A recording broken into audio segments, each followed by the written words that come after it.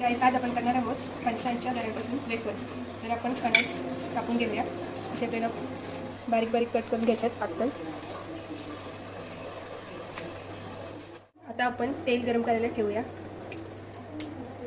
मस्त कडकडीत गरम करून घ्यायचं आहे. कट करून झालेलं आहे. त्याला आपण मीठ लावून घेणार आहोत.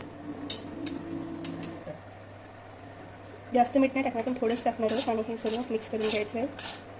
त्यानंतर आपलं तेल तापलेलं आहे. सर्व आपण कुरकुरीत होईपर्यंत पुन्हा फ्राय करायचं. फ्राय करून झाले ते आपण एका प्लेटमध्ये काढून घेऊया. तसेच आपण बाकीचे पण फणसचे काप फ्राय करून घेणार आहोत. फणसाचे वेफर्स रेडी झालेले आहेत. बघू शकता तुम्ही कसे कुरकुरीत